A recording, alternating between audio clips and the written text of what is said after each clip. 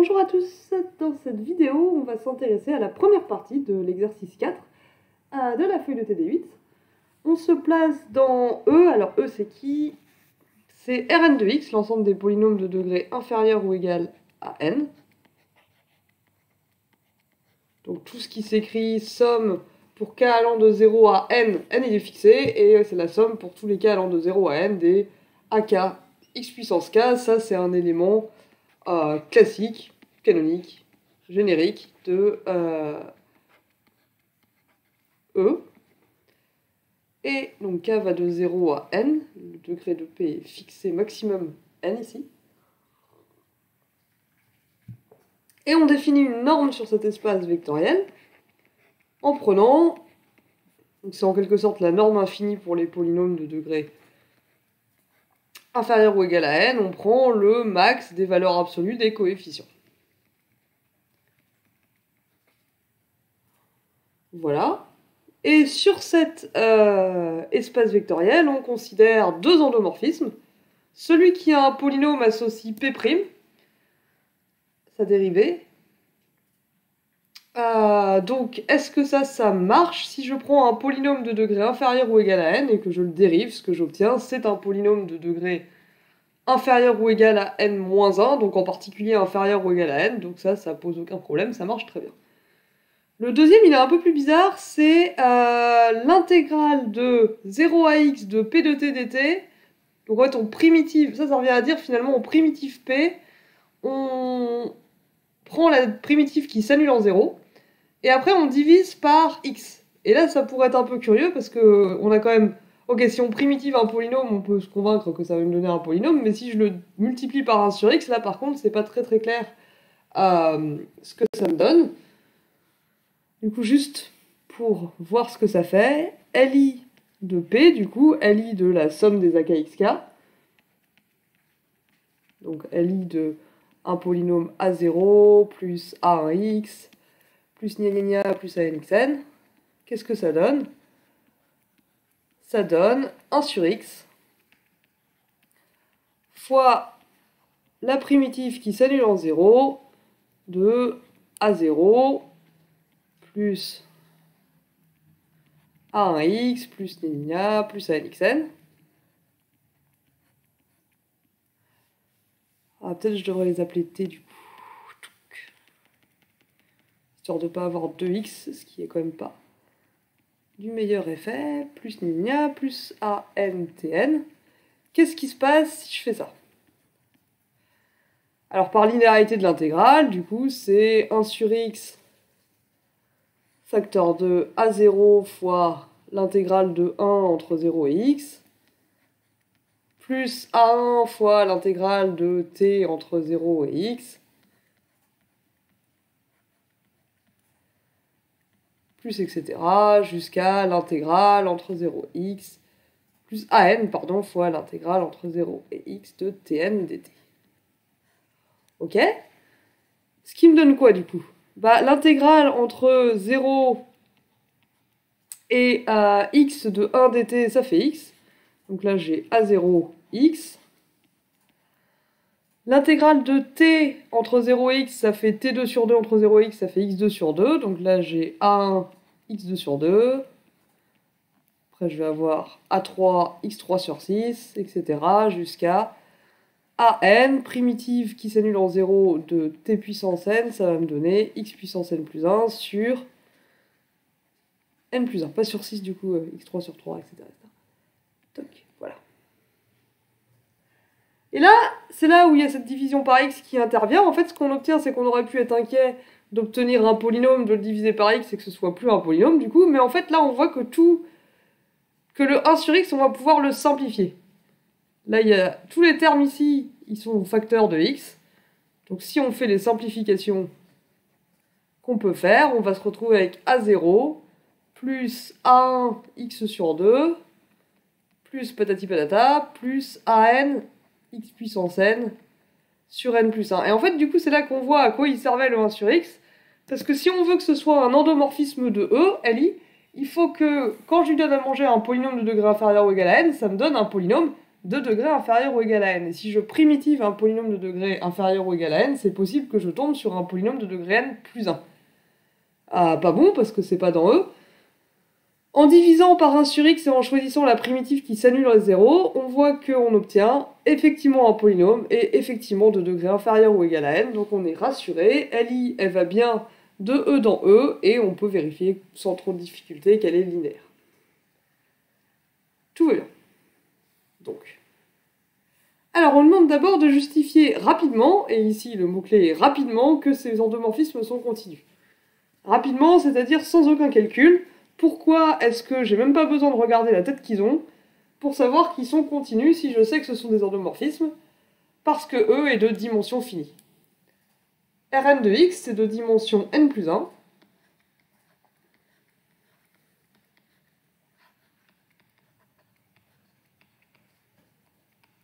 Et n plus 1, a priori, c'est pas plus l'infini. Sauf si les choses se sont très mal passées. Mais du coup, ce que vous avez vu, c'est que toutes les applications linéaires entre espaces vectoriels de dimension finie, elles sont nécessairement continues, donc en particulier les endomorphismes de E, ils vont d'un espace vectoriel de dimension n plus 1 dans ce même espace vectoriel de dimension n plus 1. Ils sont donc continus.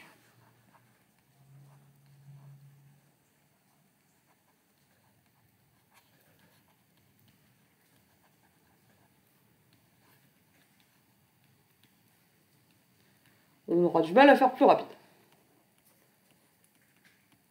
Ok. Supposons qu'on ait oublié ça. Est-ce qu'on peut s'en sortir quand même? Montrer par le calcul, cette fois, que Li et Ld sont continus. Dans ce cas, ils auront une norme, vous vous rappelez. Et bah du coup, il faudrait calculer cette norme, ce serait pas mal. Ou du moins majorer cette norme. On va voir qu'en fait, montrer la continuité, ça va nous donner naturellement une façon de majorer la norme des endomorphismes et des applications linéaires en général. On va tomber naturellement, en prouvant la continuité, sur une borne de la norme des endomorphismes, une borne supérieure, un majorant pardon, de la norme des endomorphismes. Et du coup, après, il ne restera plus qu'à montrer l'inégalité dans l'autre sens pour obtenir l'égalité pour la norme. Pardon, c'est pas B, c'est petit 2.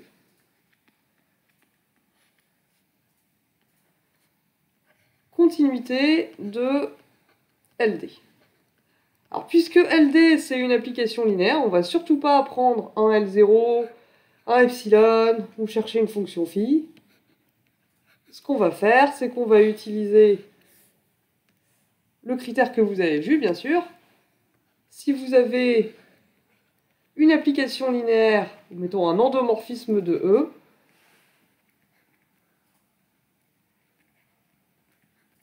f est continu si et seulement si il existe une constante c telle que pour tout vecteur de E, donc ici les vecteurs de E c'est des polynômes, on les note P, pour tout P dans E, donc f de P en norme, donc la norme sur E, le max des coef, c'est plus petit que C fois norme de P.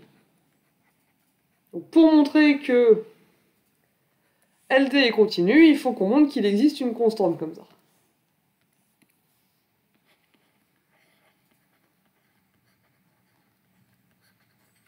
On cherche une constante C positive, telle que pour tout P dans E, LD de P, c'est-à-dire P', ce soit plus petit que C fois la norme de P. Bah, allons-y, il va falloir qu'on calcule LD de P, du coup, puis la norme de LD de P, pour un élément quelconque de E. Prenons donc un élément quelconque de E, A0 plus A1x plus etc. jusqu'à ANXN.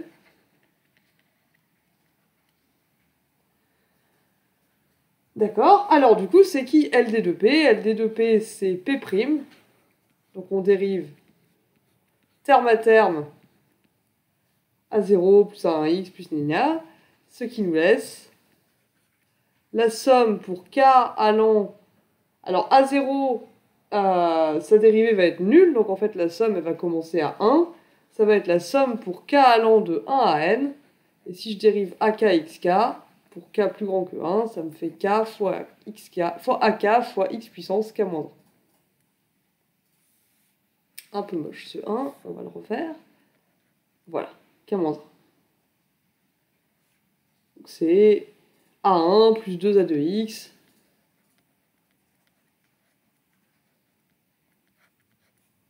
plus etc. plus n à n xn. Et je veux calculer la norme de LD de P, donc je m'intéresse au max des coefficients de ce nouveau polynôme. Donc c'est le max, du coup, de valeur absolue de k fois ak, le max de A1, 2A2, valeur absolue de n fois an. C'est ça les coefficients de LD de P. Du coup, la norme qu'on a choisie sur E, c'est le max des coefs. Il faut donc que je trouve le max de ces gens-là. Maintenant, ce qu'on peut remarquer, c'est que pour tout k entre 1 et n, valeur absolue de k fois ak, donc il y a 1 fois a1, 2 fois a2, etc. J'aimerais majorer ça en fonction du max des i, tout seul, sans les k devant. Et d'un autre côté, les k, ils s'arrêtent à n. On a fixé n. N, c'est une constante. Donc là, ce qu'il faut remarquer, c'est que pour tout k entre 1 et n, valeur absolue de k fois ak, c'est plus petit que n fois valeur absolue de ak.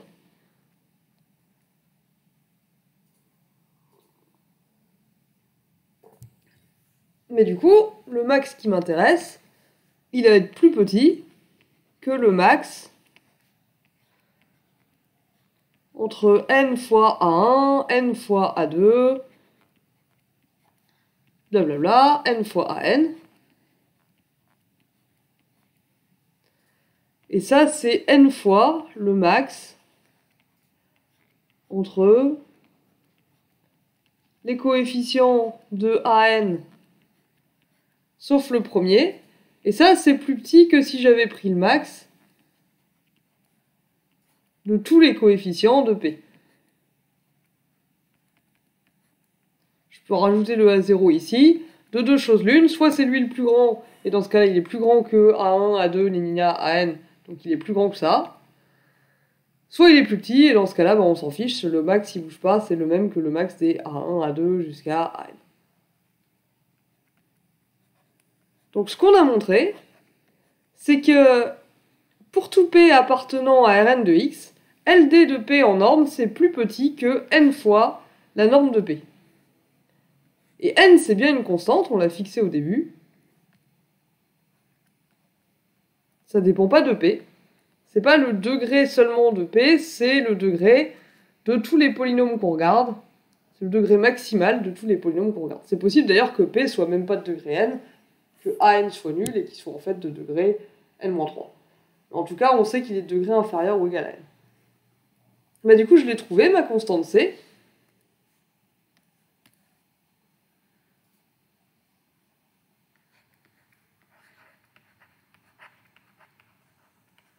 On prend C égale n, pardon. Et on voit que LD est continu, comme application linéaire, du coup, puisqu'il existe bien une telle constante. Pourquoi ça nous aide à majorer la norme? Parce que du coup, pour tout P,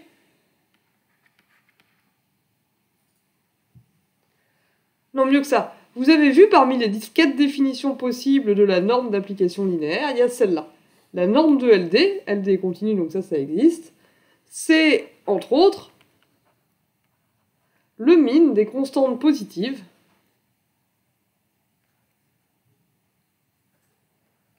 telles que pour tout P appartenant à E, norme de LD de P, ce soit plus petit que C fois P, C fois norme de P, pardon. Mais du coup, n, il appartient à cet ensemble. n c'est une des constantes telles que pour tout p, LD de p est plus petit que c fois norme de p. Par conséquent, n il est plus grand que le min des constantes qui marchent.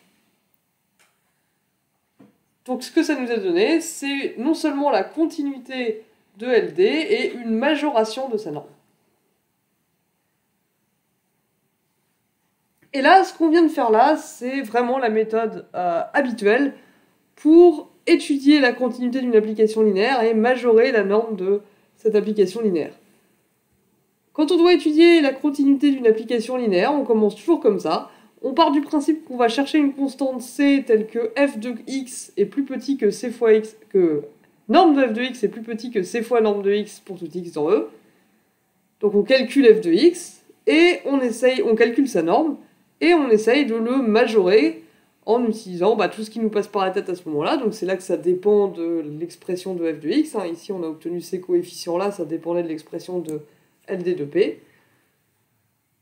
On essaye de majorer ça en fonction de la norme de x, et que le truc qui sort quand on fait ça, c'est bien une constante. Il faut penser à le vérifier.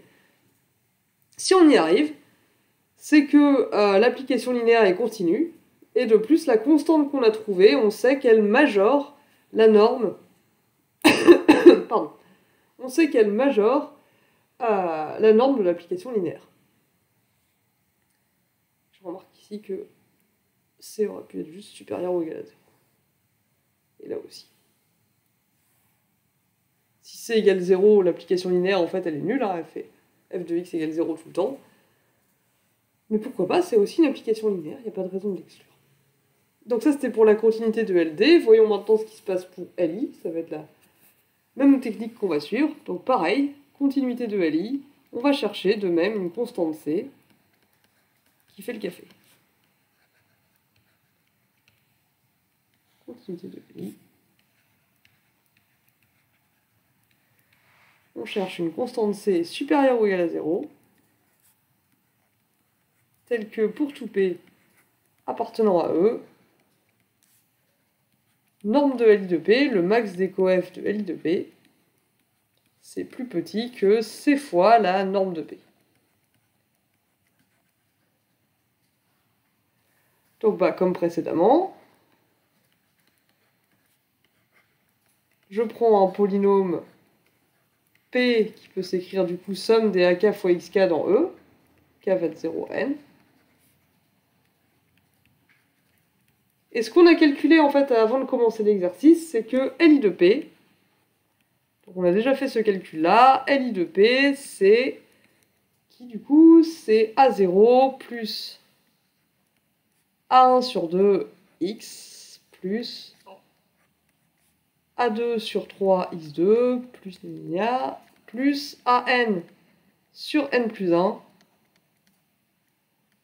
fois x puissance n. Et du coup, ce qu'il faut que je majore, c'est le max. C'est la norme de LI de P, et la norme de LI de P, c'est le max entre A0, c'est le max des AK sur K plus 1.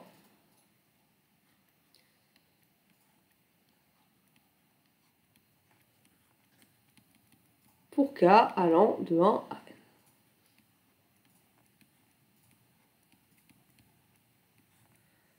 Très bien. Là, ce qu'on peut remarquer, c'est que A1 sur 2, c'est plus petit que 1. Après, on va avoir A2 sur 3, c'est plus petit que A2. Et de manière générale, AK, valeur absolue de AK sur K plus 1, c'est toujours plus petit que valeur absolue de AK.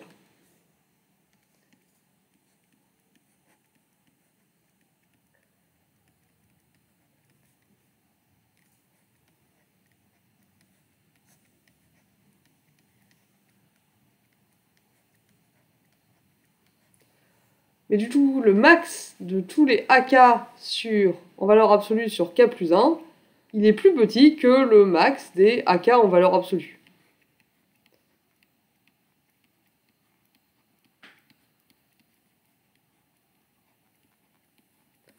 Et ça, c'est norme de P.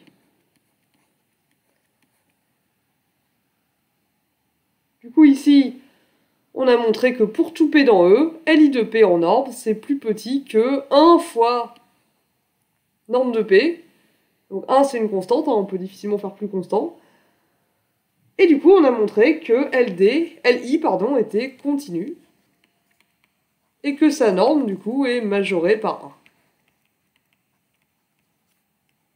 Pour la même raison que juste avant, la norme d'application linéaire de LI, elle est inférieure ou égale à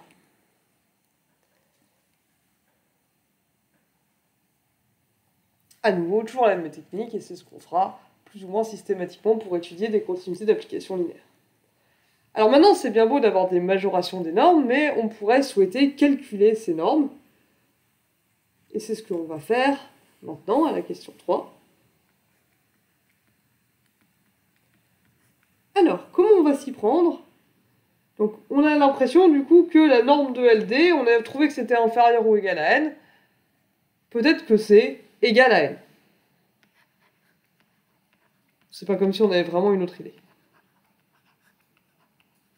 Revenons à LD, montrons que la norme de LD, c'est pas juste inférieur ou égal à n, c'est bel et bien égal à n. Pourquoi ça c'est vrai? Là, je peux vous rappeler un petit peu comme on avait fait à l'exercice 1 quand on s'intéressait à des normes matricielles, qui sont jamais que des normes d'application linéaire en dimension finie. Remarquez, là on est toujours en dimension finie. Ce qu'on avait fait, c'est que on avait obtenu d'abord une inégalité qui majorait la norme matricielle de la matrice diagonale qui nous intéressait. Et ensuite, on avait cherché, pour avoir la majoration dans l'autre sens, oui c'est ça, pour avoir l'autre inégalité, on avait cherché un vecteur de norme 1 qui nous redonne le même nombre que celui qu'on avait trouvé. Le max des valeurs absolues de DI, c'était à l'époque. Et ça nous montrait, puisque la norme de l'application linéaire, c'est le sup de norme de LD de P pour tous les P de norme 1, ça nous montrait que du coup le sup il est plus grand que la valeur qu'on avait trouvée, et ça nous avait permis de conclure pour la matrice diagonale D, on ne change pas une équipe qui gagne, on va faire exactement la même chose.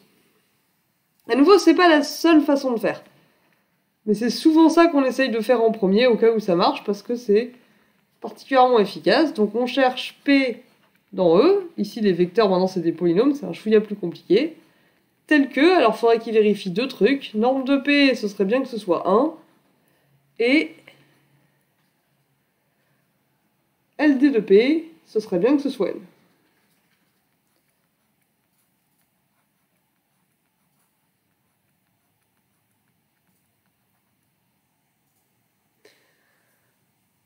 LD de P, c'est le max des K fois valeur absolue de AK.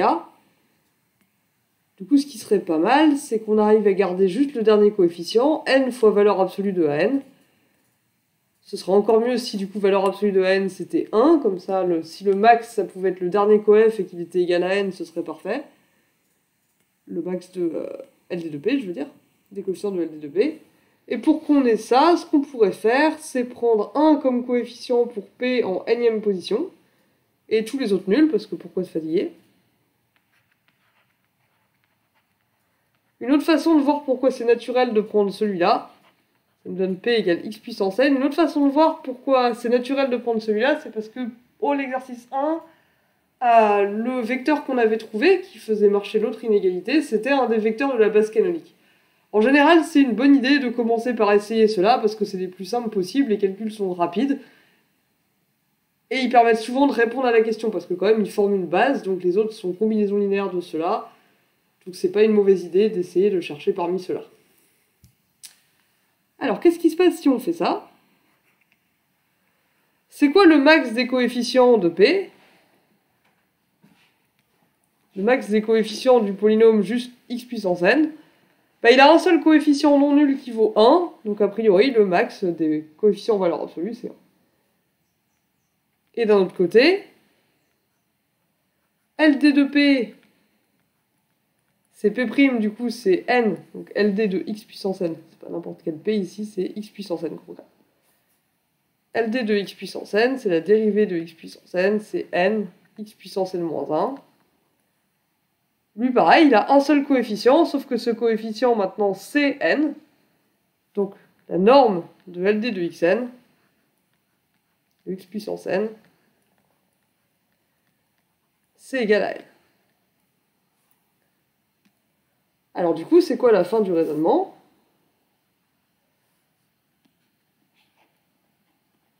Bah, c'est que du coup, la norme de LD de xn, puisque xn est de norme 1, c'est-à-dire n, ça va être plus petit que... Donc la norme de LD de xn, puisque xn est de norme 1, ça va être plus petit que le sup sur tous les p de norme 1, qui inclut xn, mais aussi plein d'autres, de LD de p. Si on prend le sup sur tout cela, c'est un majorant, ce sera plus grand que celui spécifique qui correspond à x puissance n.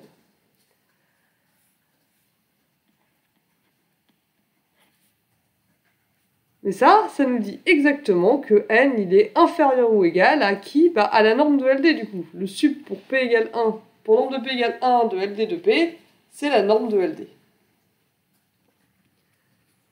On avait obtenu l'inégalité norme de LD plus petit que n à la question petit 2i. Donc on peut en déduire que la norme de LD, c'est en fait égal à n.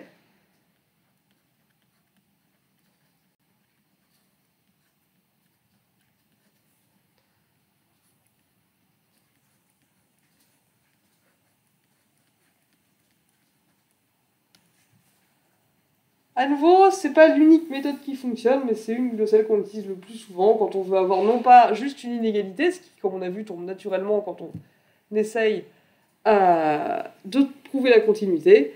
Quand on veut avoir non seulement une inégalité sur la norme, mais une égalité, c'est souvent cette stratégie-là qu'on utilise, chercher un vecteur de norme 1 qui va nous donner la bonne valeur, ce qui nous permettra d'obtenir l'autre majoration si on a déjà obtenu la première. Sinon, évidemment, il ne suffit pas d'obtenir n plus petit que LD pour montrer que n égale LD. Alors, faisons ça avec LI. Bah, pareil, on va montrer que LI de P, c'est égal à 1. C'est pas comme si on avait vraiment une autre idée. Montrons que LI, pas de P, du coup, la norme d'application linéaire de LI, ça ne dépend pas d'un polynôme spécifique. LI de P, montrons que ça fait 1. LI, j'arrive pas. Alors, pourquoi ça marche? Bah, pour la même raison, on va chercher un polynôme de norme 1.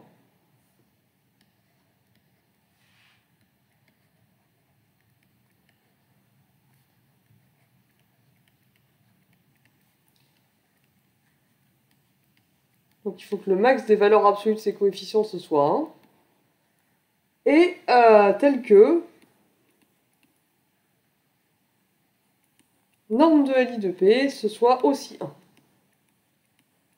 Donc un polynôme dont le max des valeurs absolues des coefficients, ça fait 1. Et quand je le primitive, le max des coefficients que j'obtiens, c'est aussi 1. Parce qu'on peut constater ici, à nouveau, quitte à faire, on va prendre un polynôme qui a un seul coefficient et ce coefficient est 1. Un seul coefficient non nul et ce coefficient est 1. Ça nous simplifiera les calculs. Qu'est-ce qu'on pourrait prendre? Bah, ce qu'on peut voir, c'est que si je prends cette fois le polynôme 1, le polynôme constant égal à 1,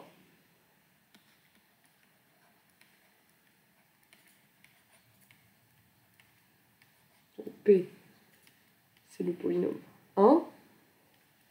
C'est quoi sa norme? Bah, il a un seul coefficient, le premier coefficient, qui est égal à 1. Tous les autres sont nuls, donc le max des valeurs absolues de coefficient, polynôme constant égal à 1. Sa norme, c'est 1. Écrit comme ça, on a l'impression que ce serait quand même super dommage que ce soit pas vrai. Et d'un autre côté, LI de P, c'est 1 sur x fois l'intégrale entre 0 et x de 1. Ça fait x fois 1 sur x, ça fait 1. Donc on retombe sur le même polynôme. P, c'est un point fixe de LI, du coup. LI de P égale P. Mais je m'égare. Et donc, LI de P en norme, le max des coefficients de LI de P, bah, c'est le même.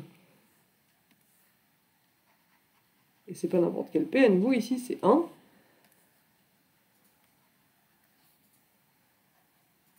max des coef, c'est aussi 1. Mais du coup,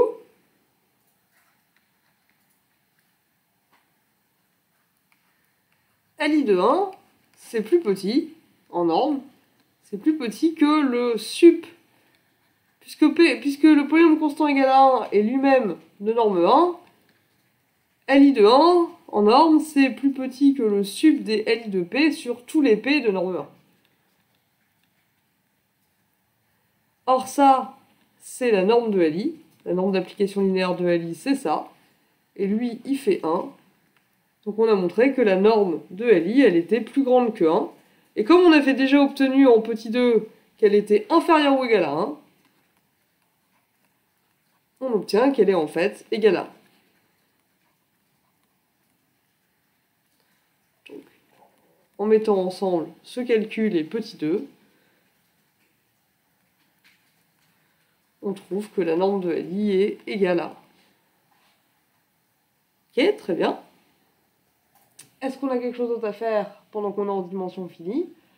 Non. Donc, on va juste arrêter à cette vidéo pour qu'elle soit pas trop longue, et c'est dans la deuxième vidéo qu'on verra ce qui se passe quand on considère les mêmes endomorphismes, mais cette fois sur l'ensemble des polynômes sans borne de degrés. Je vous retrouve à ce moment-là.